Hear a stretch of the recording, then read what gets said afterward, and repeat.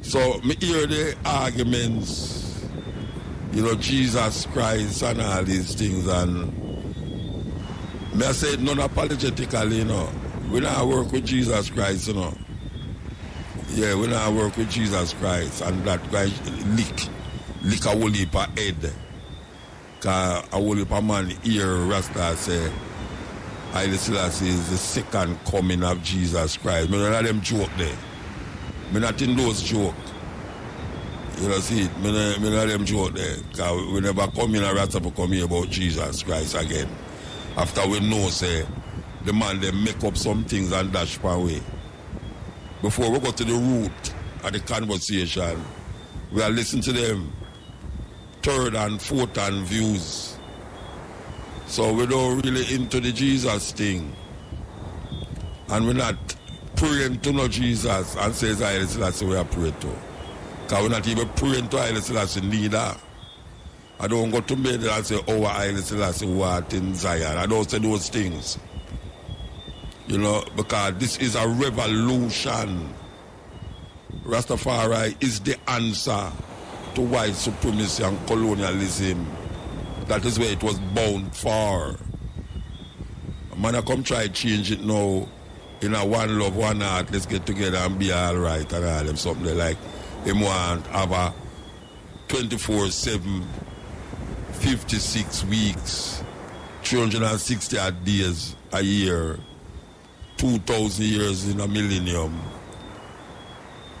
and really claim it as redemption because him can facilitate certain music. Yes. Because most man know, because him facilitate certain music, him feel says this right there. Most Rasta no musician. Most Rasta is not musician. Sorry to disappoint you. Most Rasta is not musician. It's just like the ones them who do music, them have the voice. Like how me dey on the radio all the while, people hear my voice all the while, so it come like Muta is a Rasta voice. But there are so many voices of Rastafari out there. But we really have to come to grips with the theology and the philosophy where Rasta supposed to deal with in at this time, yeah. And even at this time, I give the COVID sensibilities that is creating certain hardship and certain levels of scaredom. We will call it scaredom. We need to get a grip of ourselves as Rasta. We need to get a grip, man. We can't continue going like we never reach a certain level. We reach a certain level, so we are going like we reach over Jordan and want to turn back. We not turn back. We not have a search for River Jordan neither. We are create our own river. And we not sit down by no rivers up no Babylon. Because long way man I sing that. But by rivers of Babylon, them sat down and there we wept when he remember Zion. And the wicked carry us away in captivity required us a song. How can we sing King Alpha song in a strange land? Yet still every day a man make a song about Jah Rastafari.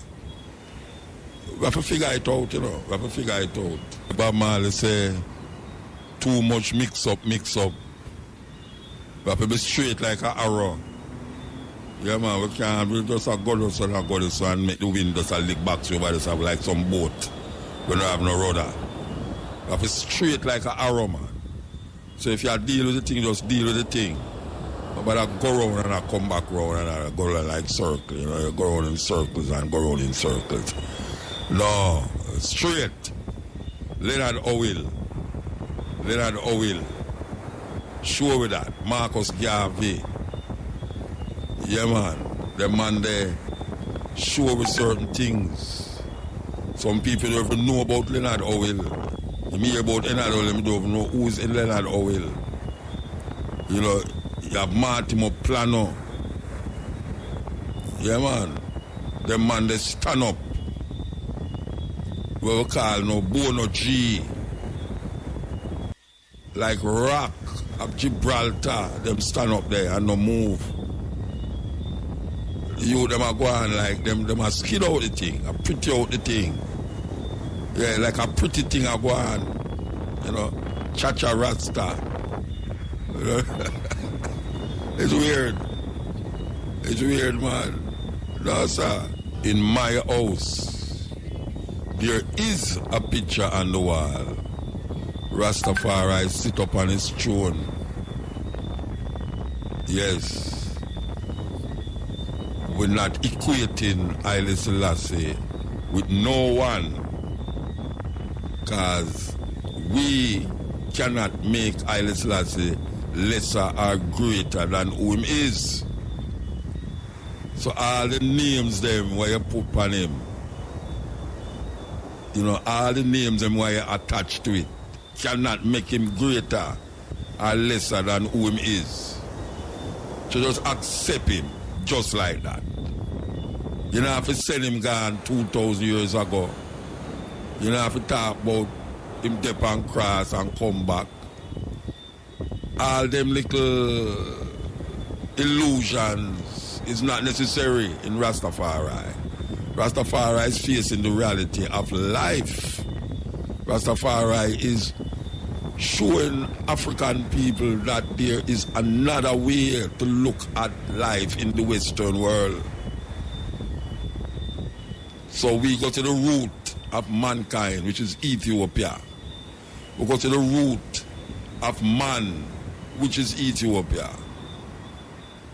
And we find something that is binding us together to make our life here in this part of the world and this farmer slave plantation island more meaningful and more purposeful to understand ourselves. And we have people who have guided us over the years. Man like Marcus Garvey, who say Africa for Africans, those at home and those abroad, who make us recognize that it's a simple journey, but you have to make up your mind to take the journey. Because one step and you tumble. One step and you can't tumble. Yet still them say 1,000 miles start with that one step. And a whole heap of man tumble, you know. A whole heap of man tumble, but the journey continue even if you tumble and can't bother. It's just so it goes. Uncensored. Hear what I go now. A whole heap of people out there I try to make the people them who are wear masks, them I make it look like say them people they are idiot. One woman write me last week and say me is a conformist. She said we are conformists, but you know. You see this mask thing? You see this what them call separate, like keep far from people. We explain that already now. We talk about it on the stepping razor. We talk about it on this program, yeah. And we still have to talk about it because the COVID not gone, you know. The COVID not gone. Because more people have it now in Jamaica and more people are dead in Jamaica and more people are start get scared and frightened. All right. Human being seems as if we still not learn from history. History teach a whole heap of things, you know, that you don't really step forward in the mistakes where you make of whole. No, I don't know if a whole heap of Jamaican people know this, or if them didn't know it, they wouldn't have followed the whole heap of madness where they must sip on them WhatsApp and them Instagram page and Facebook page and all them something. But I want to tell the Jamaican people them this. Mankind have been displaced before. Them passed this road before. You have flu, you have all kind of things will come through. And the same things them where you hear them and say you must do now is that them did say when those flu did pass through. It is not true. I'm never say it non-apologetically. It is not true that the man them or whosoever wanted to wear mask and stay in your house because they want to control the population. It is not true.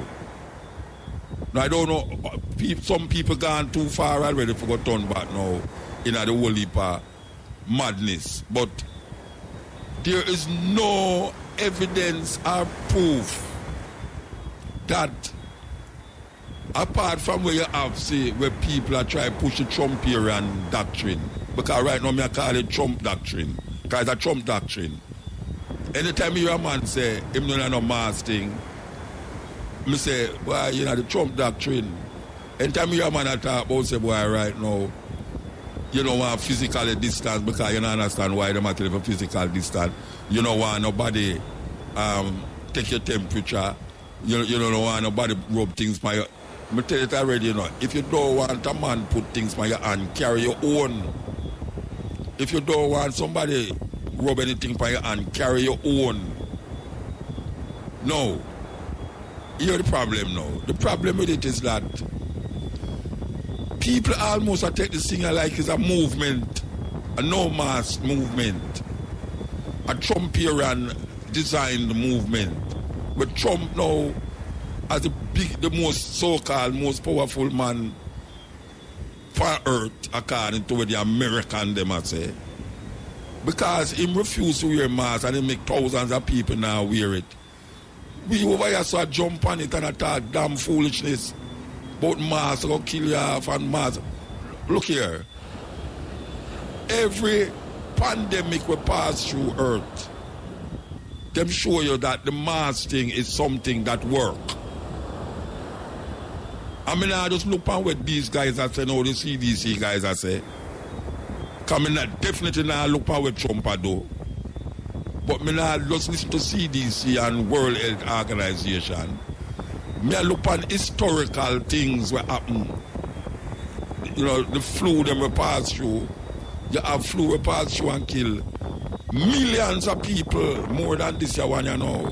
Because this one you must have gone about 1 million.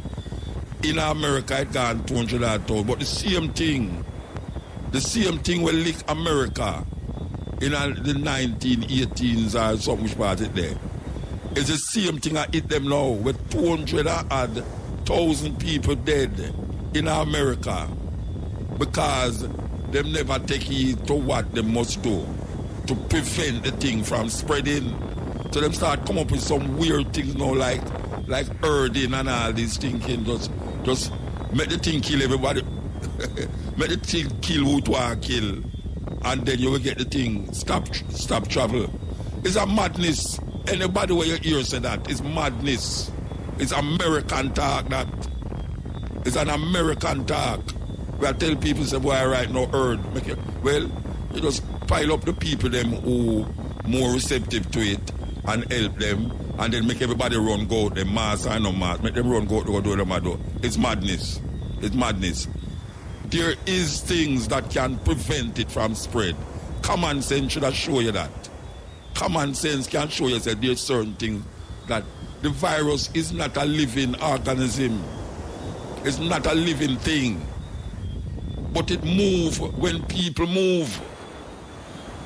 It moves when people move in the body of other people and contaminate the body and make it easier for the next person to catch it. And everybody can catch it. All when you wear mask, you can't catch it.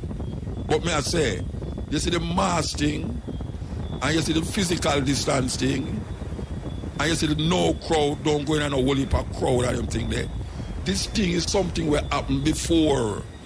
It's not now it happened. They never come up with this. No, because they want to control the people then.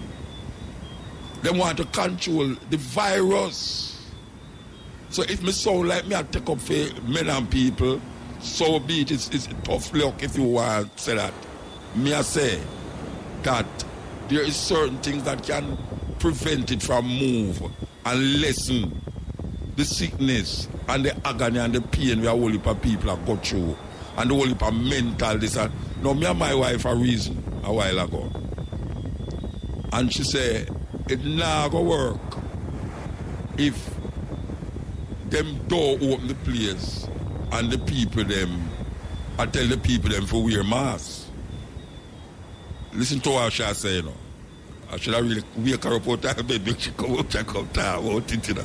Anyway, she say, it not going to work if the people them don't have no work and them tell them must wear the mask. So all you have to do is get the people them for wear the mask and open up the place. It's simple. And me agree. Open up the place, but make sure that the people them have, you know what that means? That means you have to go make the mask mandatory, because these people don't have to talk about Bill Gates and this and this and that. Them not going to do it. So you have to make it, as other countries, mandatory. Other countries do it. They make it mandatory and open up the place. Yeah, them say in a certain country, Taiwan and all them places, them don't close down the place, but them make it say you have to have on a mask. You know, see it? It's a ball, so you go jail. She say, if you don't have on the mask, you must go jail, because then those you're going to cause the place to open up.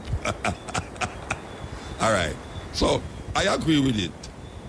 But you see, Jamaican people now, we're gone so deep in the foolishness, you know, that you can't tell people certain things that say, look, you know, if everybody are wear the mask, you know, see it, you could have any party and still keep a distance away from them and have the party said way, but most Jamaican people now, they can't tell them about party now, everybody bungle up and one another, so some people have no mask, like Trump meeting them. Because if you look on Trump beating them, you know, and the people them behind him in the picture of all the bars, you know, but them show you, I think, him not have none. And, hey, you see Trump sing a dance to YMCA. You never see Trump dance to YMCA. If you ever do a who sing YMCA to your thing.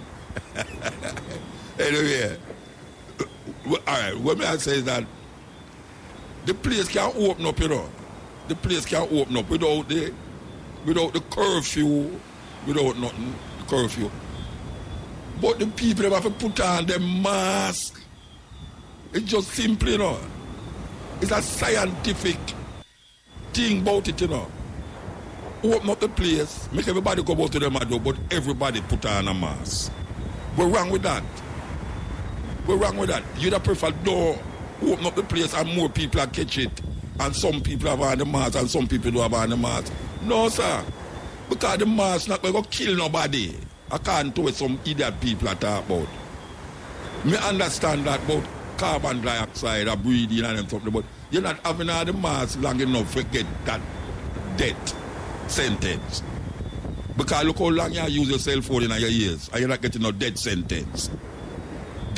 You tell me, say, the cell phone have more destructive things in it than the mask. So, sensibility, sensible. All right, listen to it now, sensible. You want business going as usual, but there's a disease there. A virus, sorry, not disease. There's a virus out there that will kill people, that will make people sick. And one of the ways to lessen the problem is to wear a mask. If you wear the mask and the people them open back the place and people keep wearing the mask, the thing will get lessened, because it will have no, the virus not going to move. Because if a man cough, him cough in the mask. If a man sneeze, him sneeze in the mask. It will go spread. If you keep the distance, it's just so it go. There's a logic behind it, you know. It's years it happening, you know. You have flu on top of flu on top of flu will pass through earth. Flu on top of flu. And if you look on the history, if you look on the people them, you see them have on their masks. As a matter of fact, in California, them did say, them make masks mandatory. If you don't have on no mask, them could arrest you. You know, see, it's just simple. And that are from before me, anybody on the earth never ever born yet. Because them think they're in 1918, 1910. All them way them. We don't know nobody in the earth born 1918. You understand? Nobody in Jamaica never alive. And them days the man them tell you say put on your mask. And every time the people them now adhere to it, the thing go up. Till them have first wave, second wave, third wave, and fourth wave, you know. Put on the mask and go to your work. Put on your mask and go do what you do. It's just simple, you know. Keep the distance from people if in a crowd and them something there. And you go back at your work, you go make money, school open and all them something there.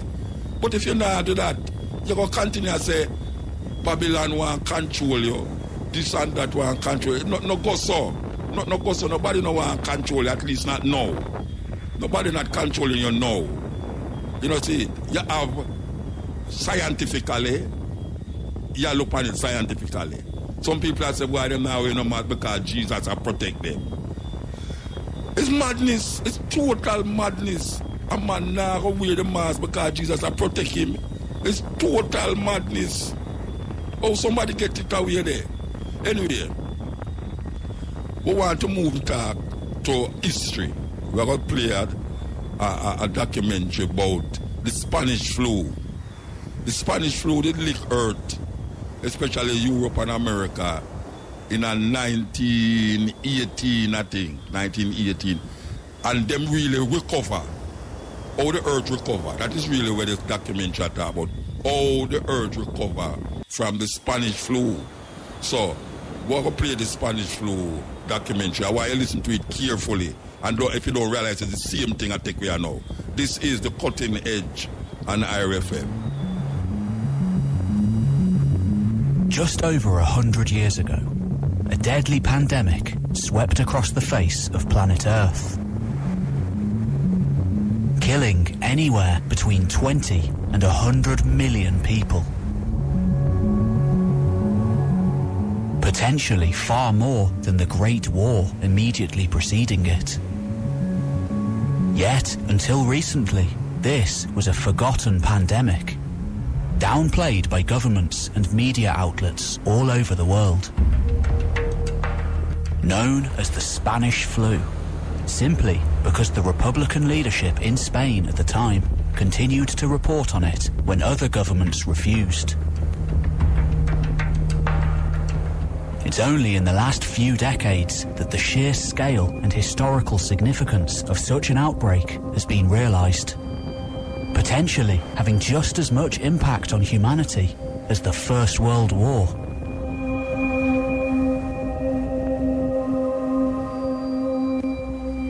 Like earlier pandemics in history, all the way back to the Plague of Athens, the Antonine Plague, the Plague of Justinian, and most famously, the Black Death. This was a deadly disease, particularly for people who had almost no knowledge of how to fight it, killing off huge swathes of the population.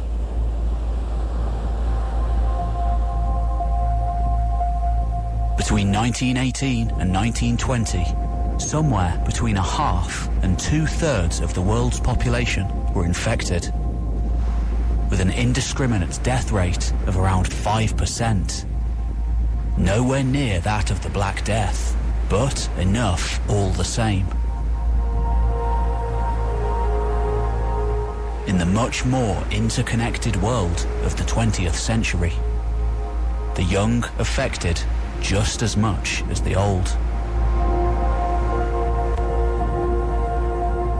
On a whole, the majority of people survived, which is precisely why the disease was so deadly, allowing it to spread to every corner of the globe.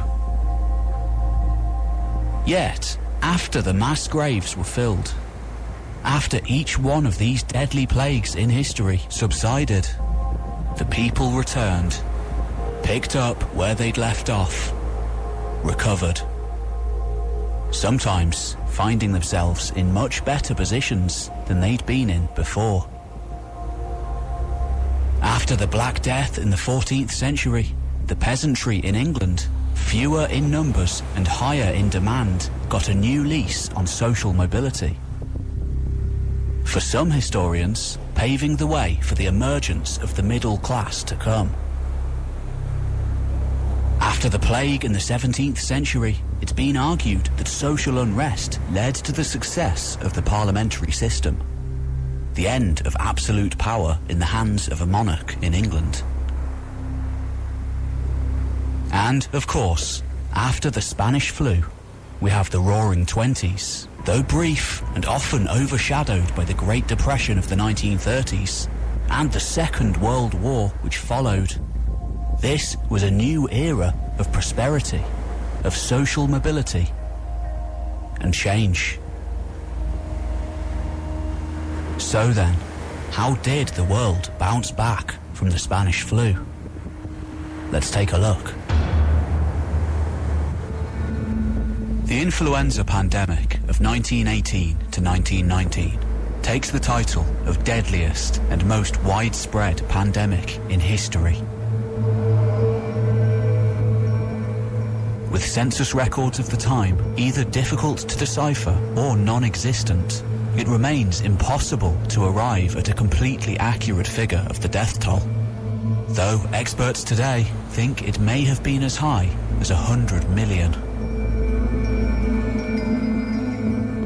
With the absolute lowest figures around the 20 million mark. With an overall world population at the time of less than 2 billion, the implications are staggering.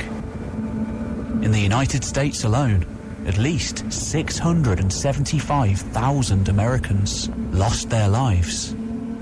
Worldwide, well over 500 million people were infected.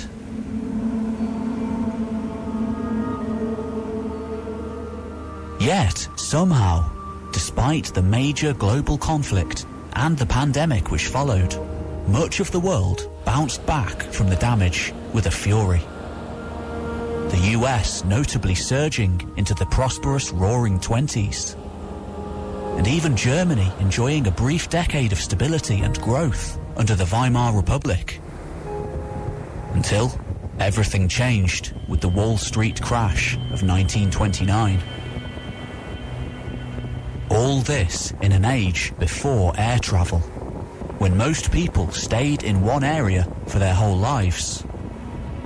So then, how did this virus spread in the first place?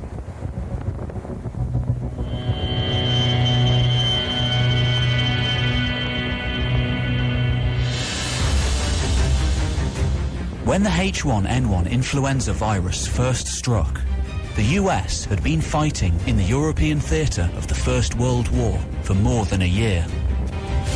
Tens of thousands of men regularly travelled across the Atlantic to the front, and production lines boomed in efforts to produce war material and combat gear. It was during this mass population movement that the first reports of illness began to appear.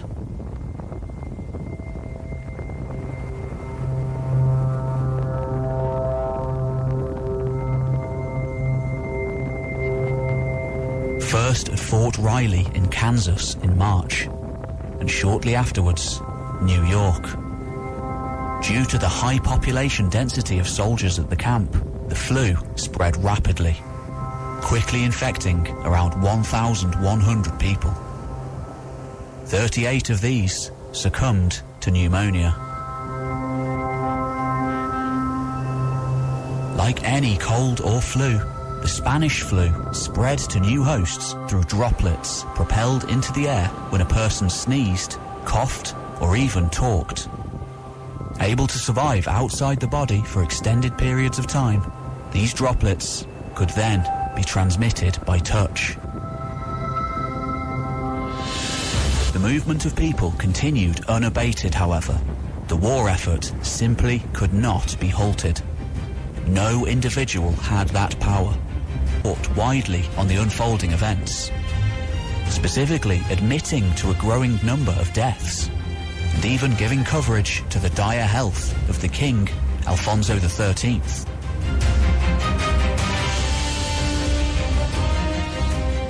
Meanwhile, American GIs continued to pour into Europe, then back and forth from the front to medical leave, spreading the virus ever more.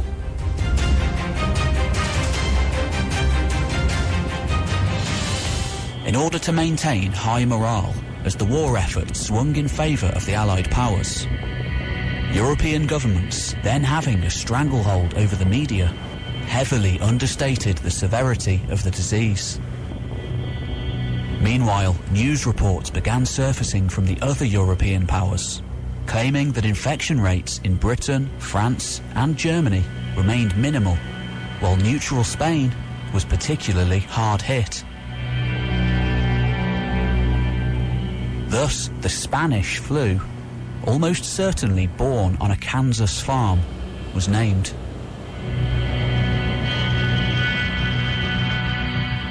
As army recruits travelled from America to Europe, and soldiers on medical leave continued to return home, the disease rapidly spread between the two continents, and before long, further afield. As much as their governments tried to deny it, writing it off as nothing more than an unusually virulent strain of flu, European nations like England, France, Italy and Germany, as well as Spain, were hit badly as the virus took a hold of their populations. At first, though the illness was widespread, most of the deaths were in elderly people and infants. This strain having next to no pneumonic effect on healthy men and women between the ages of 20 and 40. As spring merged into summer, new infections plateaued and dropped off, causing many to believe the worst was over. Whatever loose social distancing rules that had been put in place were cancelled, in anticipation of the disease mostly being eradicated. Since ordinary people didn't have the means nor the education to deal properly with the virus, especially given the war effort, scientists had limited tools and data to work with anyway. Most countries did not respond adequately. During this first wave, the general lack of awareness didn't seem like much of an issue. For the most part, life returned to normal, if it had even been disrupted in the first place. Yet, all this was to change. Whilst America and Europe eased their restrictions, the coming end of the war being celebrated worldwide, the Spanish flu had another trick up its sleeve.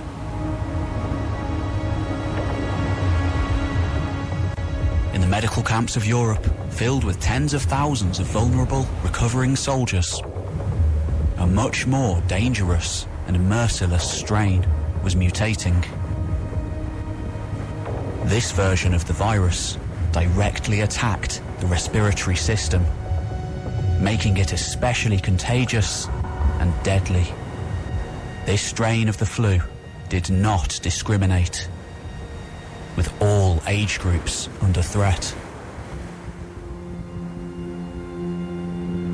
When the second wave of Spanish flu dawned in the autumn and the winter of 1918, Europe and America, linked to almost every corner of the globe by an elaborate series of trade networks and imperial colonies, were struck almost entirely unprepared. No effective cures, drugs or antibiotics were present to combat the sweeping spread of the second wave virus, resulting in a terrifyingly high infection and fatality rate. With already weakened immune systems due to the physical and mental traumas of battle they'd suffered, soldiers returning from the front were particularly hard hit.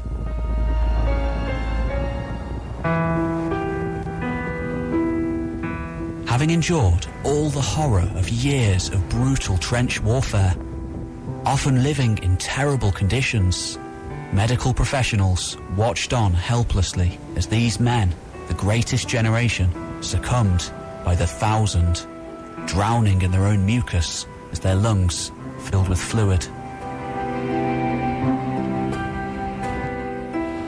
Failing to implement any sort of nationwide lockdown or strategy to combat the spread, it didn't take long for this new, deadlier version of Spanish flu to take hold.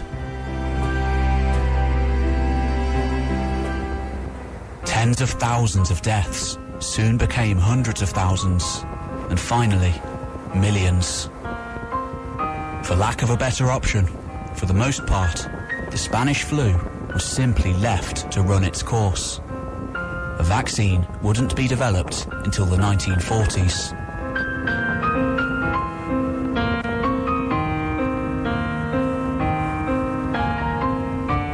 In America, plans to counter the second wave of flu varied from state to state and city to city.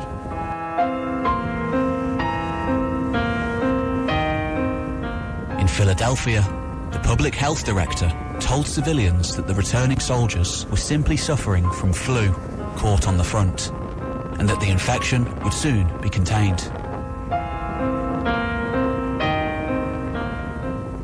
Amidst constant warnings from scientists that the virus called for much more drastic action, the city of Philadelphia still refused to call off its Liberty Loan Parade on the 28th of September. A particularly fast-acting illness, the very next day, hospitals were crammed. A few days later, the death rate in Philadelphia surged.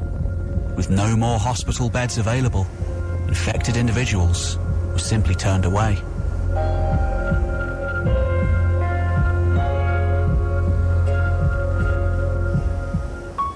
St. Louis, on the other hand, had much more success in flattening the initial spike and subsequent infection curves by acting immediately after the first cases were detected. Organising a sensible, effective strategy to mitigate the daily death count. Restrictions were put in place, keeping many businesses closed, crowds strongly discouraged, and commissioned physicians, modern-day plague doctors, walking the streets to help or diagnose anyone with potential symptoms. Soon enough, as the situation worsened, schools were shut down, public gatherings banned, civilians ordered to wear face masks. San Francisco, meanwhile, heavily advocated the wearing of face masks, eventually making it illegal to not wear one in public, on charges of disturbing the peace.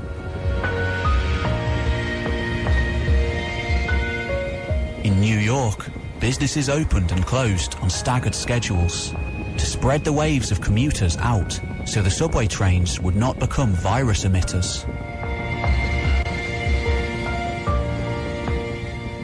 On October 3rd, faced with an overwhelming number of cases, Philadelphia was finally forced to close its schools, theatres and public spaces. But not before it suffered more than 750 deaths per 100,000 people, and many more infections. In comparison, St. Louis had capped this rate at about 350 deaths per 100,000.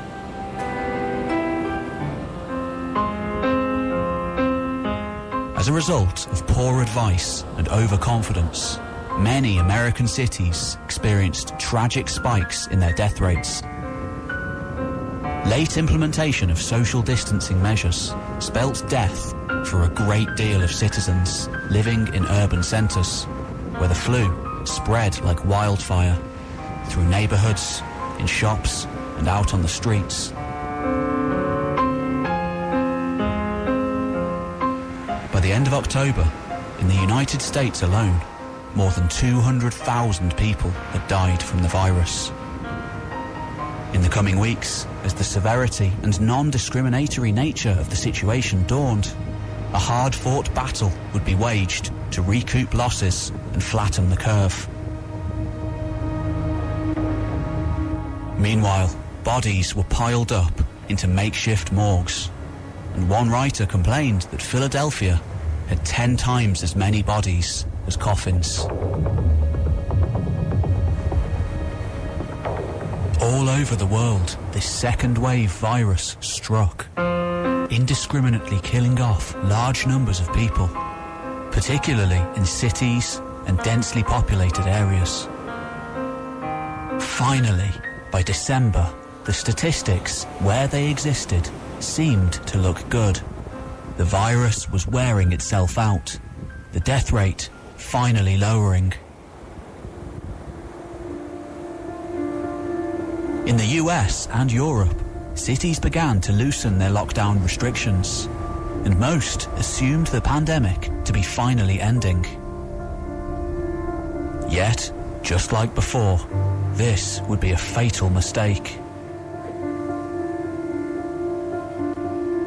By January, a third wave of Spanish flu came thundering in full force. In the bleak midwinter, as hoarfrost gripped the northern hemisphere, this outbreak wouldn't subside until the early summer, months later. Once again, a certain level of incompetence reigned as national and local leaders simply failed to act quickly enough. In some cities, restrictions were enforced again, but in others, again, measures came too late, though not quite as late as the first and second wave. Public transport faced shortages in personnel, and again, many people simply refused to wear face masks or obey social distancing rules. When caught, this earned them fines, and in a couple of cases, bullets from the police forces. Tensions ran hot, often vented as criticism towards governments, sometimes breaking out into all-out civil unrest.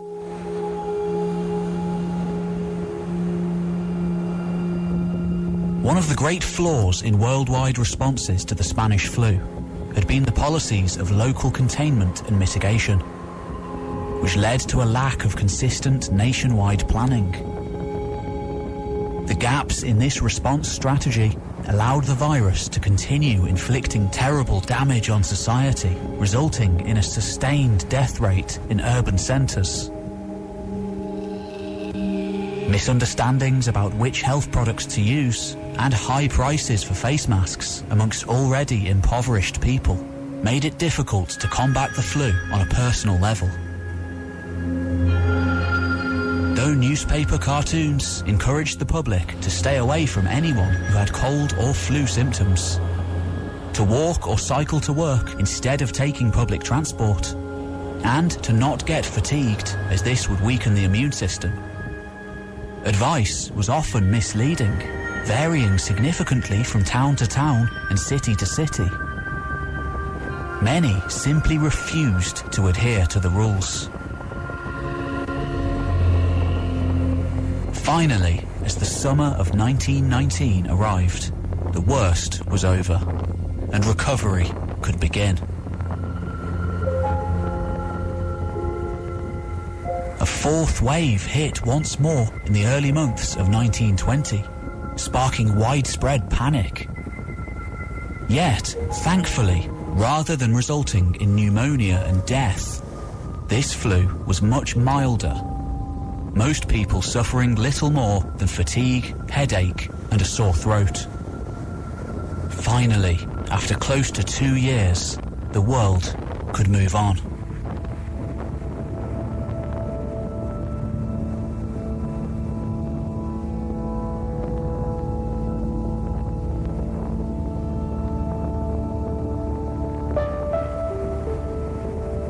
In the immediate aftermath of the Spanish flu, many parts of the world, including the US and Europe, faced economic recession.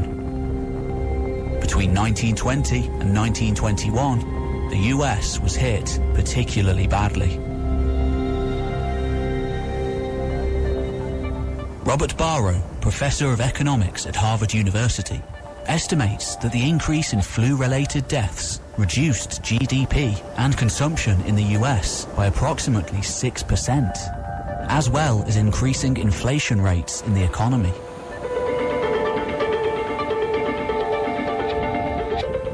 The world had been tested by war, disease, and poverty. But by 1921, finally, things seemed to be on the up. In the US in particular, partly due to increased wages for workers and a growing focus on consumer manufacturing, the economy boomed. By 1929, growing by around 42%. For the survivors, life became healthier too, with life expectancy steadily growing and an increased investment in science and medicine, leading to newfound understanding of how viruses spread and how better to contain them in the future. Unsurprisingly, soap and pharmaceutical companies made a killing from the pandemic, selling their products with the help of newspaper adverts. This too helped the US economy to get going again after the flu subsided. Larger research budgets for infectious disease laboratories and consumer spending on medicine and health products helped organizations and small businesses grow after the end of the pandemic, resulting in economic benefits and a greater interest in developing technology, which eventually spilled over into the public sphere, creating consumer electronics, a new market which would revolutionize the world.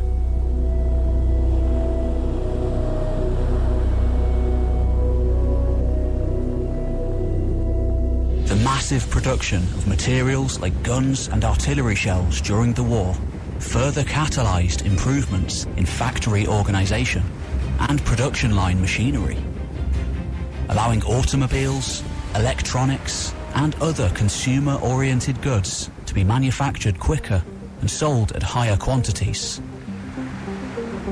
No longer needing to fulfill targets for war products, other businesses too soon became involved in mass-producing items for the general public. Notably, cars becoming more widely available than ever before, creating never-before-available opportunities in the process. And in this entrepreneurial climate, new businesses sprung up.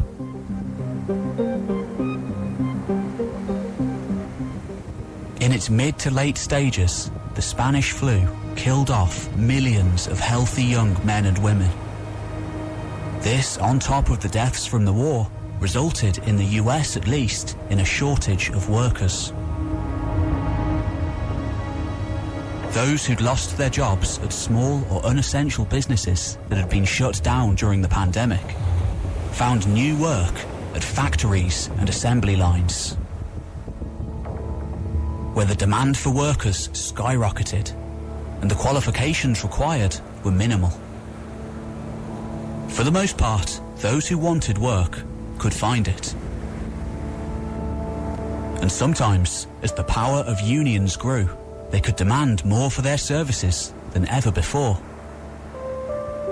increasing social mobility and eventually leading to the establishment of the American middle class.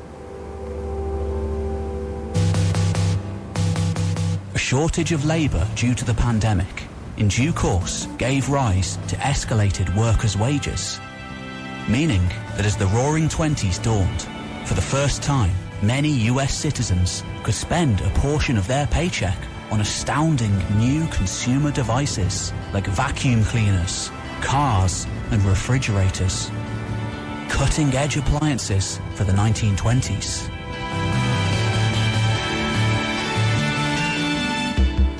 As American capital poured into post-war Europe, this prosperity, to a certain extent, filtered in there too. Even Germany enjoying a brief period of economic boom and social freedom.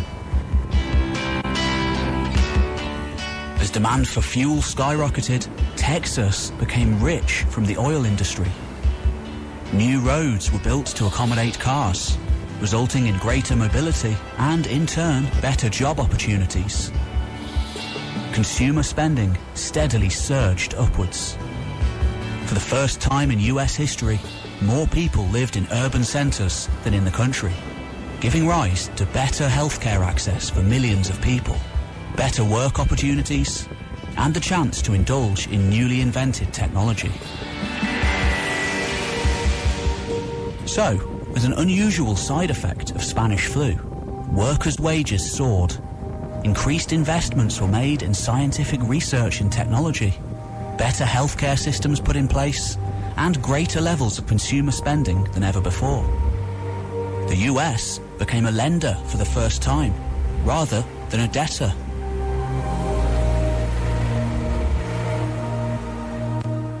But perhaps, most of all, the influenza pandemic of 1918 to 1920 gave people a change in perspective towards their own lives, encouraging them to go out and enjoy themselves while they could.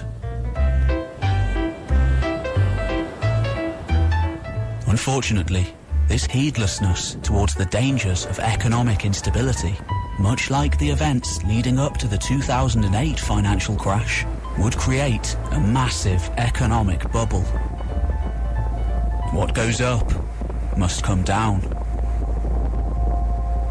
In 1929, much of the progress wrought as a result of unbridled laissez-faire capitalism would be undone when the New York stock market suffered its worst collapse in history, ultimately leading to intense poverty and hardship in places like Germany that had been propped up by US investment, where for a time wheelbarrows full of cash were needed to buy a simple loaf of bread.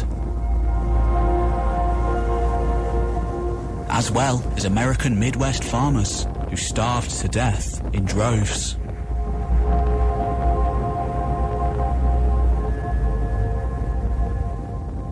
By the 1930s, partly as a result of this economic depression, fascism was on the rise, and another intensely difficult era began.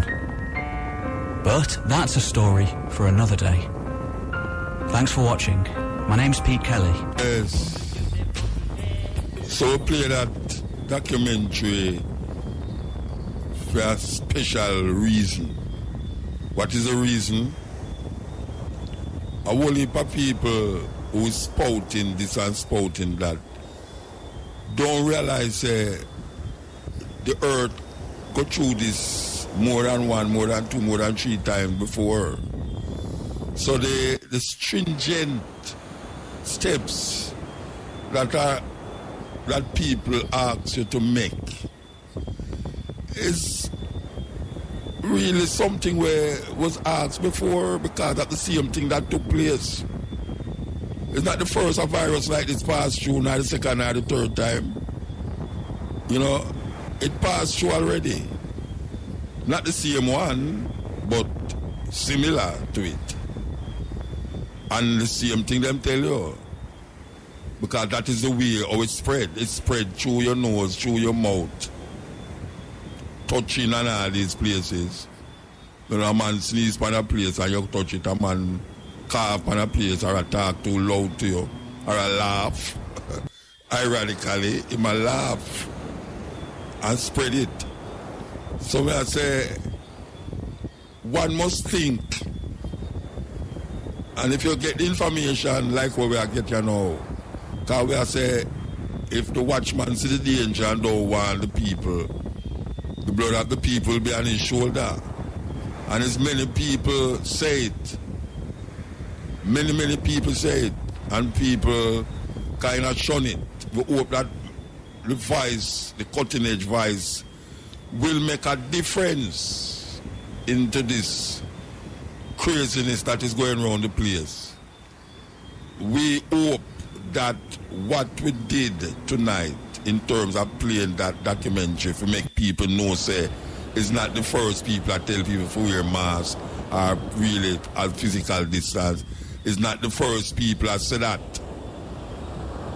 And you hear how much people the man said dead with the Spanish flu. Millions. Not thousands, millions. Because right now they must say the world gone about 1 million dead, but the man talk about 60 million, nearly 100 million. Can you imagine that? And that is not the worst thing, because remember the Black Plague. We play the documentary on the Black Plague already in Europe. 75% of the population in Europe dead. 75%. Them call it the Black Plague. Dead. You understand? So we have to take a stock and don't make people make you get scared of that ways, because you know, in all of that, America come back round, Europe come back round. 100 years ago, 100 years after, America is so-called the richest country on earth. America is the most stupidest country on earth. And it's just America that. And everybody want to go to America, land of opportunity and bliss. You know, Europe, all these places. You know, you them say nothing but Africa up to now, you know, but Africa get it on. Because them liquid with Ebola. Liquid with all sort of like a sneaking disease where it's not pandemic, but epidemic. You know what I'm saying? So we are look upon it and I say, we reach a stage now when we see this thing go on. Now, use your sensibility, man. Use your sensibility. You can't see people are here, people are dead, and people are get sick, and then you are say, boy, right now, a joke, them a lie, them a tell and all them. So lie, them a tell what? Why have somebody that tell you a lie? Say 100,000 people dead over here, so in a Europe, so how much people dead? Why them a tell you a lie? Well, when you just hear about it, we say, yeah, man, I know so much people there, the hospital them open, nobody know that the hospital them, a lie them a tell. Then the after you hear them jump up, the thing and say, oh, them not tell them what people there, you know, more people are dead than what them a tell me. These things not working, man. When you say Trump and the WHO, Fauci, and when Bill Gates are work together, now we hear Trump against World Health Organization, draw out America, the World Health Organization. We hear him against Fauci, him against Uchi, and all of the young party no against it, and him wife stop travel with him because she say she not travel because she feel away. Just today, him supposed to go somewhere, one of them mass meeting there, and she said, well, she can't take no more, you know. She kind of feel away, she cough too much. So she gone back at the White House, go sleep. You understand? So, it's a thing. I have no fear of men and people and them plans, and them evil plans and wicked plans. Because I am very conscious what they will do and what they will try to do. All I know is there's certain things that is happening that I am not going to give credence to certain things when I realize, but wait, if you put 1 and 1 equal 2, and that is where you're going to get when you add 1 and 1. If you get something else, you're wrong. You know, see that you're going, after a while, you're going to say you did wrong. After a while, you're going to say you did wrong. The problem with it is that most of those people are going to show you, say, you wrong, you know, Multa, watch and see. You're going to see what's going to happen. Yeah, when they bring the vaccine and all that. So I don't care a damn about vaccine. I don't care about vaccine. You understand? You don't matter what, you see them want to test it in Africa. Look here, they might test it in America. They might test it in England. Some people come in today. Some people come forward to make them inject the virus in them, you know, to test the vaccine. That is what you hear the woman I say. Why she do it is because she knows that she's gone and she'll look on her children and will come after her. You know, see, in America, them take 3,000 people and test the vaccine plan to see if it's going to work. I hear Obama today attack, I want them to say, they're going to give you the vaccine free. I hear the Prime Minister don't have to give you the vaccine free. So you know, if a man want to take the vaccine, him take the vaccine. If a man don't want to take the vaccine, him don't take the vaccine. You know, see it? And if you're skeptical about it and you want to take it, just wait till all 6 months and see if anybody will drop down dead by it. And then you will find out, so no, but I'll take it, you know, because some people are dead. You know, see it? But meanwhile, we have to watch what is going on with our surroundings. Our surroundings is very important. How you move. You remember the man attack, say that them days they never have plane. So they never have plane in 1918, so people have to stay at the place. So people decide to them not take no bus, them go ride bicycle. You can't do that in Jamaica again, so you go ride bicycle, go downtown from where you live up here. So even though you can't do it still, but you have to get up early, like I'll know and start ride.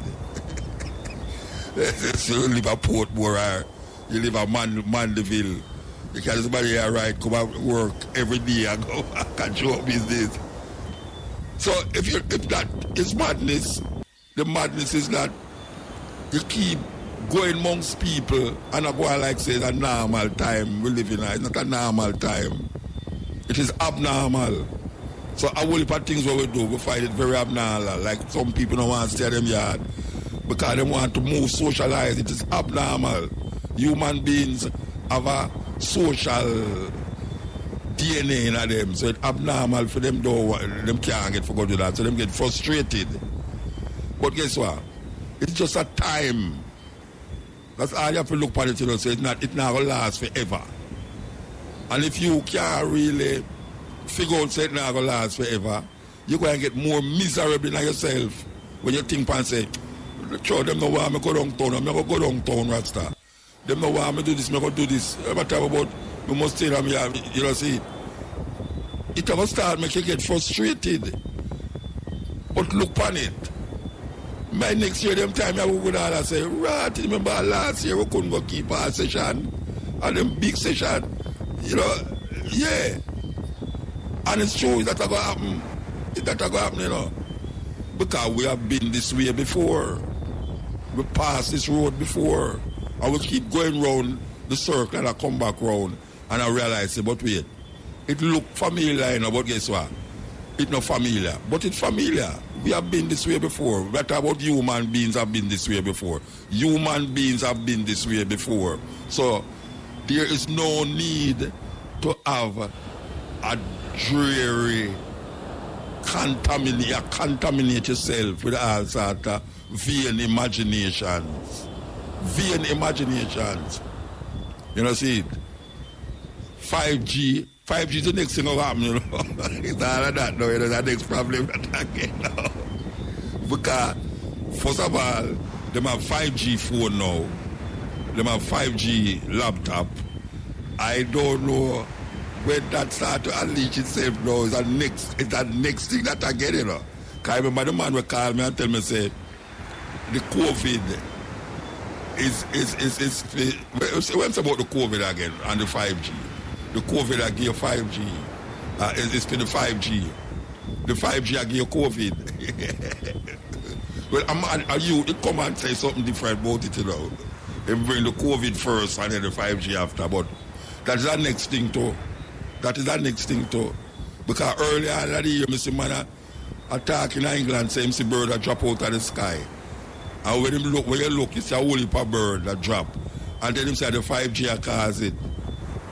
Them man, they have some technical way to do them camera, I think, to make you really believe, say. Them have all two old man, well, doctor, you know, look like doctor, professor, this and all, this, that, from this, that. I tell you, say, look here, all of this thing is a hoax. There's no such thing as COVID, and it's a hoax, and this and that. A joke business. I could have said them things I go on earth and I've said about nothing exists. I must just go and do what I do normally. No, sir. I not do that. I do that. I prefer catch it and go on like, I prefer catch it, try not to catch it, than be an idiot and catch it and realize I could have stopped it. It's just so. Anyway, this is the cutting edge. Magma coming through, talking about the American dream. Everybody want to go to America. I don't know now still, but look like everybody want to leave America. Tables go around the other way. 220,000 people pass away because of this COVID thing. And them gone like 8 million people were affected in at this time when the cold time come on, you know, and the flu. Because you know, it's two things they have to go contend with now, you know. The COVID and the regular flu. May I tell you, vaccination like worries. Pure juke up. Yes. Make your works be seen, man. Not just talk it, but make them see it. Yes. Because you know, say, we's a light, you know. We's a light. It's like a candle on a mountainside, you know. Dark, but the light guide you. So we have to know that we are light of the world, man. Me and people sometimes come say, Muta, tell me something, like why you not eat meat or where you eat? The problem with them little argument there, is like people feel say vegetarian not have no choice and them have more choice, but people who have meat not have no whole heap of choice to eat. Them just eat meat. May I tell you, Maccabee tree lick we give me now. Out of Birmingham, the brethren have some serious poetry. May I tell you, man, him flexing the poetry straight. This is the Cutting Edge on IRFM. You know, when the program starts with that talk about Rasta and how Rasta seem to like a fellow Christian so much now that them start to, all of them song, them start to sound like Christian. And you know, a whole heap of Rasta out there will tell you, say them are Christian, them are the first Christian, Africa was the first Christian and all them something there. We know how the origination of Jesus Christ come about. We know, say, really and truly, a whole heap of it a make-up. Whole heap of it a make-up. We know, say, the book them where them give Matthew, Mark, Luke, and John. We know, say, nowhere the Bible will tell you, say, them man that it exists. It's just the book of according to Matthew, according to Mark. Matthew, Mark, Luke, and John is not Matthew, Mark, Luke, and John. Because I grew up for years, so them was the apostles of Christ who used to walk up and the disciples. Not no go so. Not no go so. Then the next one named Paul is really a problem. Because problem look like him Paul look like him did a name whole heap of food and him say a light, a bright light strike him on the way to Damascus. And him get this revelation of Jesus Christ where film things them right long before Matthew, Luke, and John. And him never meet Jesus Christ yet. Nobody don't know where Jesus Christ buried. Them say him gone back. Him raised from the dead and gone. Which part him gone? People feel up in the sky. This man sit up in the sky for 2,000 years. Where him get clothes from? For change him clothes and water and all them something there. It's a joke business. Joke, serious joke. So we come now and we are say, look here. We are dealing with our experience, our way of living, and create something for ourselves. So a man come and say, a foolish is your talk, man. You don't believe in a God. People ask them questions, you don't believe in a God. And when you ask him, say, when you say God, what you mean? And so you mean what you mean when you say God? I say, God, the man who created you and me. And I say, but God not create me. Right away, it's miserable. Him get miserable now when you tell him, say, God not create him. Remember a brethren, big singer too. Big singer. The first time me and him are going to have some reasoning. It's like, it turned out to me, should I just walk away? Because after me, I tell him about God, and me I say, boy, well, me don't know. Him say, who make the trees? Me say, boy, me don't know it. The man bring me outside of the house and look up at the sky and say, who make the star? Me say, I don't know. The man vexed with me for about how much I chew. I don't know, I chew, me don't really hold grudge at all the why. Me still talk to him, but the man go like say, me the wickedest person you ever meet. How me for say me don't know who made the sky star? How me for know how me go for talk about me don't know who made the tree? And me I say, but me really don't know.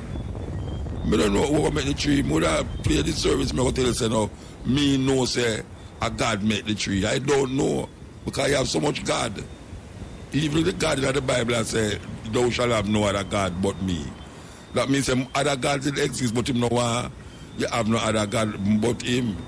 So it kind of get away that we as Rasta now come create something for ourselves and then I lean back upon the things them where them tell we. There's all those old-time religion. Old-time religion can't help you now. Because old-time religion can't come here so in a bondage and slavery and take over brains and all them something there. We need to come out of that. We need to go to the root of people with the knowledge of them history It's like a tree without root. It's just simple. So we have to find the root, you know. And only by the thing that I tell you stem from something else. Long before. But people now are examining, just like how we played the tape a while ago about the flu. So if you tell them, say, without playing the tape, and you go to a man on the road and say, you know, say people are wearing masks from the 1918 or 100 years ago because you have a flu like this are coming, you know. People say, Muta, where you get them things from? Well, Muta, you can come up with some things, see? Which flu? No flu never about like this. And then me and him go to an argument now, and then we have to go walk when now. And then so see them boy, the Muta, or if it's a little other one, them now will call me boy, I'm going to say, where the man come from, come with them argument there.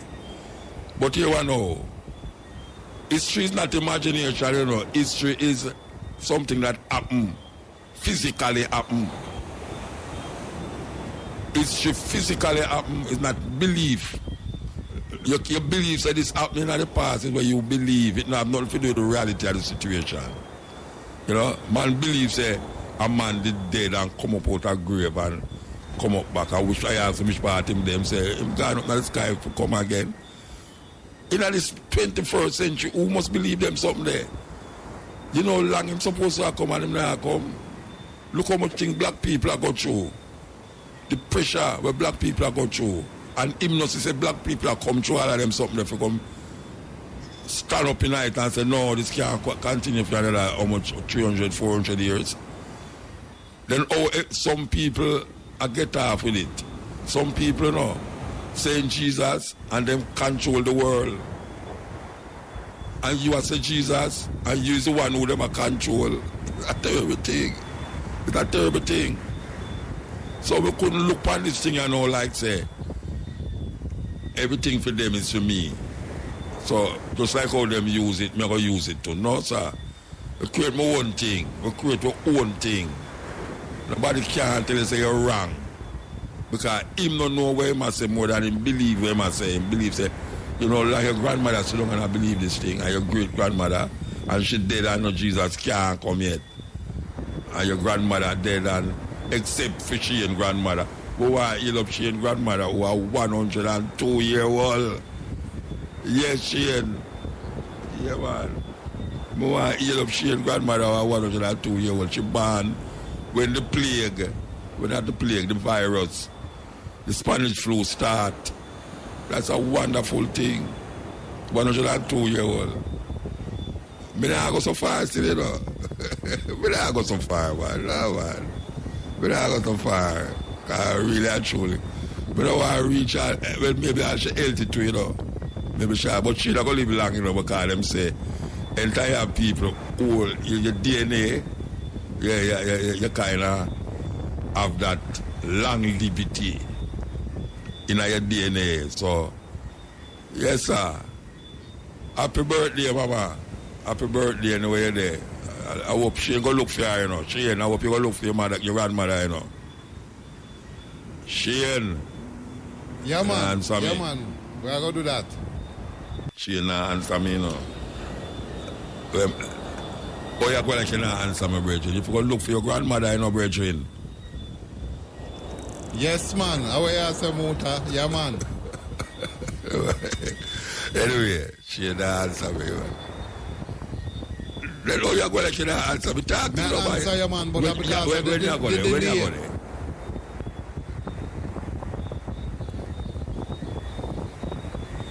Oh, I did delay, yeah, true. I forgot about delay, you know. Sorry about that. I delayed long, man. No, man, 102 is something else, man. 102. Enough time that 100 years ago, when plane never did a fly.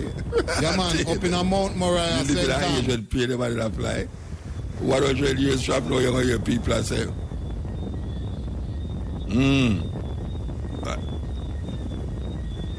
and that's where she come from. Yeah, man, Mount Moriah, St. Ann, Borough Bridge area. You, man. Anyway. Yeah.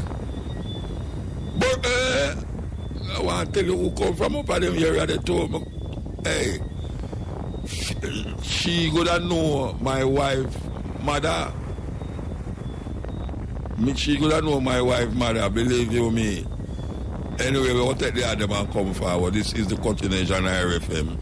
I know that's what a whole heap of one might say. My brother, they're crazy, you know. Yeah, man. We don't mind the crazy talk still. The crazy branding. So, we'll talk about Rastafari and how the thing, a whole heap of ones, especially the singer them. Yeah, let's them tune it so like it's a Sunday day them tune it to play. Cause I mean nobody now say Haile Selassie again. Like Haile Selassie appear Jah. Everybody has said Jah now because him no want to say Haile Selassie. I years me I say it, you know, you can't make Haile Selassie greater or lesser than who him is. Jah in the Bible, Psalm 68, it started right up on the wing as Jah. Jah is a bastardization of Yah, Y-A-H, because them don't have no J in the Hebrew language. So J is, J-A-H is English, them say Jah instead of Yah. So when a man say Jah, him don't necessarily have to talk about Haile Selassie. When you say Haile Selassie, is Haile Selassie I talk about. So we don't need to add no name upon him, Jah Rastafari. We don't need to add nothing. You know, see, just take it as it is. Rastafari. Simple. Rastafari. Haile Selassie, the first. I just saw it go. You understand? We not stop say that because so it go. You got to start add things upon him, is this and that and that and hey, me have a book right now, me have a book. It's a book, you know, with all the Haile Selassie's, what them call it, titles. Can you imagine a man have a book and he might tell you about Haile Selassie titles in the book? And that book is about Haile Selassie titles, with all the titles them in it from everywhere. So can you imagine now you go call out film name? Ladies and gentlemen, we now present to you Emperor Haile Selassie, first order of the this and that, first right things, that. And tomorrow you don't call him, title them. You understand? So I said, oh, I just Rastafari, Haile Selassie. You don't have to say nothing else. You don't have to say God, you don't have to say Christ in his king, the character, you don't have to say Christ return, you don't have to say all them talk there. Because them think there's confusion. Confusion to the mind who out there now where I tell you say, but Haile Selassie are no God. Or you get that. You know, see? Because imagine God in a female head, I can't do them tell him God created the heaven and the earth. And like when me look on the bridge and I say, me don't know who created it. Him vex with me. Because me don't know, but him know. Him knows your God. You understand? What is God? You can't say what is God to certain people. You have to say who is God. And that is the problem with it. You can't look on a man and say, why it create the heaven and the earth. And you must say, you can't call God it. Then all you know is it's right for call God God. Confusion. Confusion. It's really a confusion. It's a confusion, right? God. What is God? What is God? That is the question, you know. What is God, not who is God? Because you make God into a person, you know, so you try to make him become like human, anthropomorphic. Them call it anthropomorphism, where you give God all the attributes of a human being. So if it's who is God, and you say he is a human being you talk about, but most people, when them say God is not a human being, they talk about. It's a it. But it sounds disgusting if you say it when you deal with God. But it's better you say it than say he. It's better you say it than say she. Some people are married half God. Some people married half God, you know. Say, if you have a God, you must have a goddess. So in God at another level, you know, All right, Haile Selassie is a man, and him have a wife who's a woman. It's simple things, you know, simple thing. You know, forgetting a whole heap of this and this and that.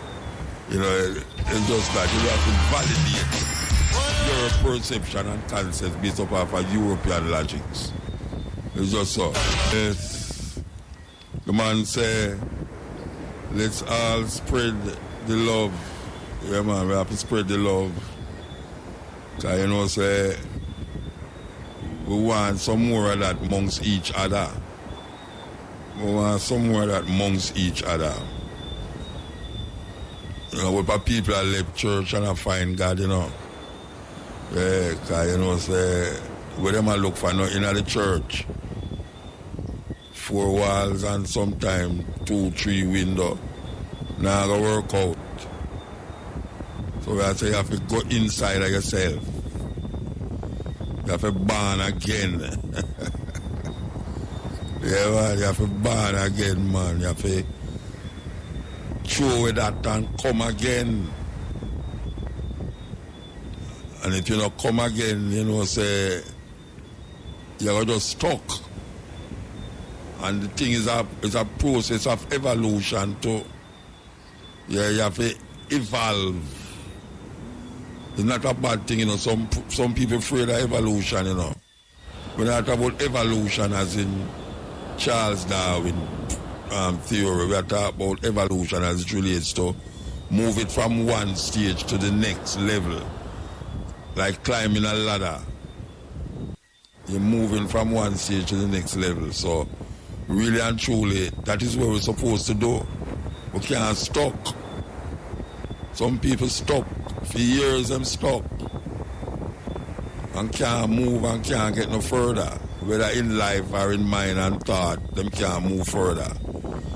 So we are promote evolution. The consciousness, the process by which you move from one stage to the next level. So you start to see things different from the level where you was. It's not a turn back, you know. Turn back is when you go down the ladder. You understand? Going up is when you climb the ladder. And we are talking about climbing the ladder of life, climbing the ladder of existence and of truth. And truth is relative. Truth is relative. Yes, because something might be true here, and you know, say it's not true over there, so we're not knock truth. We're not knock truth. Long man. We look out at the people, them is as blind as Batman. And we can't say that again. But you see, when one-eyed man will lead you and you're blind, it's a terrible thing. In the kingdom of the blind, the one-eyed man is king. And it really get away. Because when we listen and hear people say that them is covered in the blood of the Lamb so them can't catch COVID. Yet still, there's so much churches that the congregation have gotten COVID over the past 4 or 5 months. And people still insist to say that. Say, you who are do this and I do that, it's because you don't have no faith. Because you don't have no faith. Believe you be. I want to ask a man, you know. He's a man in the Bible named Lazarus. And them say, Lazarus, the dead. And him in the tomb, a stink. And Jesus go there and say, Lazarus, come forth. And Lazarus get up out of the tomb and become a living. That's what I'm going to talk about, say. Jesus Christ raised from the dead. All right? So, Lazarus raised from the dead. No, the question is, where is Lazarus today? Did he die again? I don't know, I'm going to dead 2 times, but I want to know where's Lazarus. Did Lazarus dead again? Because we still waiting for Jesus to come. But Lazarus did raise from the dead and come back. Him dead and raise from the dead and come back with the aid of a next man. But we want to know where him there. Where him there. What is the purpose of raising a dead man from the grave and then know him dead again? What was the purpose of it? For sure, after you have a hobby, you can do voodoo and something there. Magic and all these things. It's a, tell me which part him there. Tell me where him there. So I recommend say those of you interested should get interested in reading some books that do have nothing to do with what you believe. Yeah, read some books where do have nothing. As a matter of fact, read some where contradict what you believe too. Yeah, read some book where contradict what you believe, but read some book. Go up online and look for things where you know say you don't agree with, but read it still and look on it. Because it's very important that you do these things. Yeah, the first sign of investigation is doubt, Doubt make you want to go find out things and search things. So we just tell the people them that as part of the process, as part of the whole thing. Because trust me, things not the same. Remember when your granny used to sit on veranda?